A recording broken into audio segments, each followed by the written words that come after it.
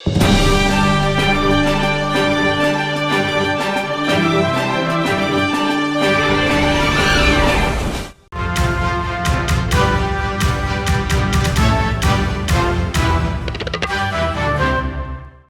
दर्शकों, बंधन समाचार में मैं हूं आपके साथ ऋचा वर्मा।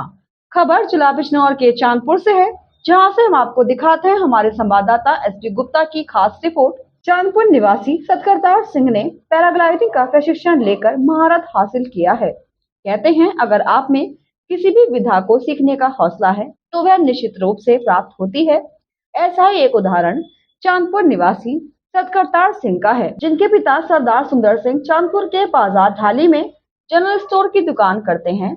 सतकरतार सिंह बीटेक की शिक्षा ग्रहण करने के बाद बेंगलोर में सॉफ्टवेयर इंजीनियर हैं। इंजीनियर सतकरतार सिंह की बचपन से ही खेलों में रुचि होने के कारण वे अलग अलग खेल खेलते थे।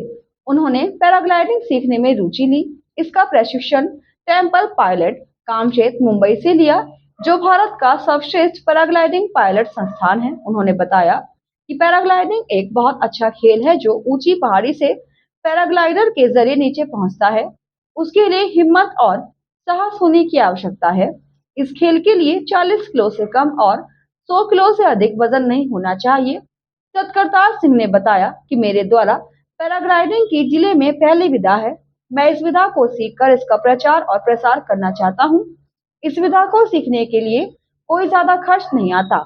1 वर्ष के प्रशिक्षण में लगभग 2.5 लाख रुपए खर्च होते हैं। पैराग्लाइडिंग में प्रशिक्षित सतकरतार सिंह बताते हैं कि मैं पैराग्लाइडिंग के इस खेल के बारे में लोगों को शिक्षित करूंगा और बिजनौर जिले में एक केंद्र खोलकर इसमें रुचि रखने वालों को प्रशिक्षित करूंगा।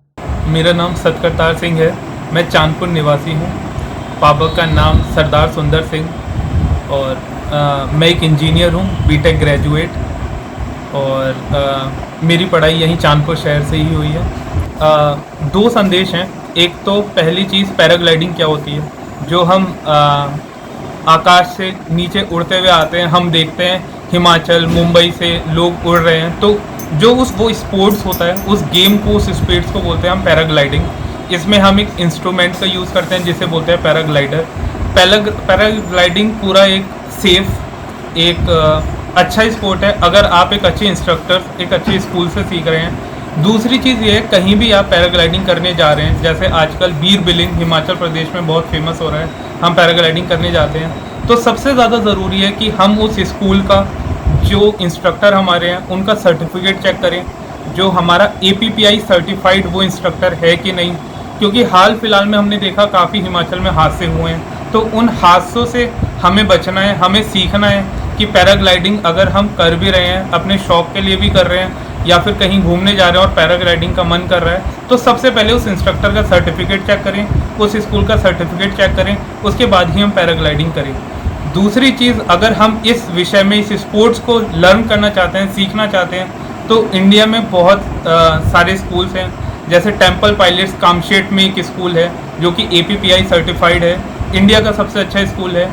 जो वहाँ के डायरेक्टर हैं, जो इस स्कूल को चलाते हैं, जो प्रिंसिपल, डायरेक्टर, आप कुछ भी कह सकते हैं, वो खुद एक एक्स पायलट रह चुके हैं, इंडियन एक्स फाइटर पायलट रह चुके हैं इंडियन में, नेवी में। तो ऐसे स्कूल से हम सीखें जो खुद एक सर्टिफाइड स्कूल हो, जो हमें अच्छे से सिखा सके, और हम भी पूरे सेफ्टी से और अच्छे इंस्ट्रक्टर्स के साथ इस स्पोर्ट्स को लर्न कर सकें और इंडिया को रिप्रेजेंट कर सकें पूरे वर्ल्ड के आगे पैराग्लाइडिंग में, और अपने शौक़ भी पूरा कर सकते हैं। अगर आपको स्पोर्ट्स में दिलचस्पी है और आप चाहते हैं कोई ऐसा स्पोर्ट सीखना जो कि हमारी काबिलियत दर्शाए, हमें आगे लेके जाए, हमारी ग्रोथ करे, तो एक पैराग्लाइडिंग भी बहुत अच्छा ऑप्शन है स्पोर्ट्स के लिए।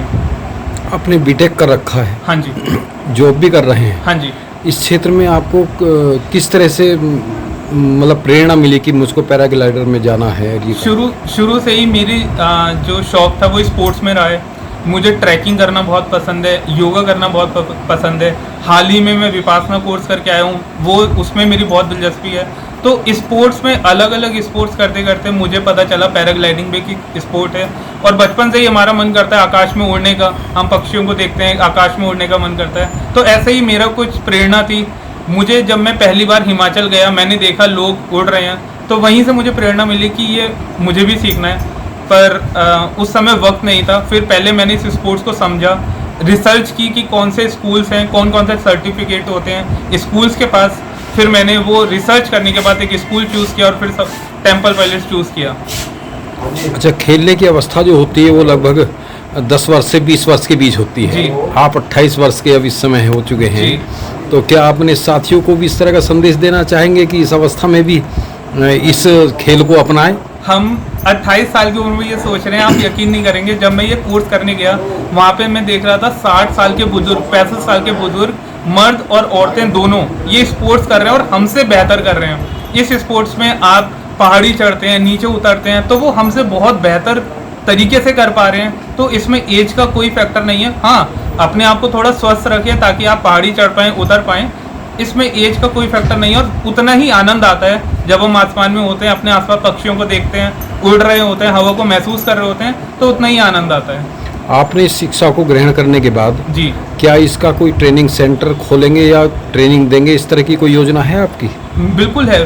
फ्यूचर में मैं चाहता हूँ कि लोगों को और ज़्यादा प्रेरणा मिले। मैं ये चाहता हूँ लोग और ज़्यादा सीखें, इंडिया को रिप्रेजेंट करें, आसपास देखें और इस स्पोर्ट्स को थोड़ा सा आगे लेके जाएं। यही मेरी एक सोच है।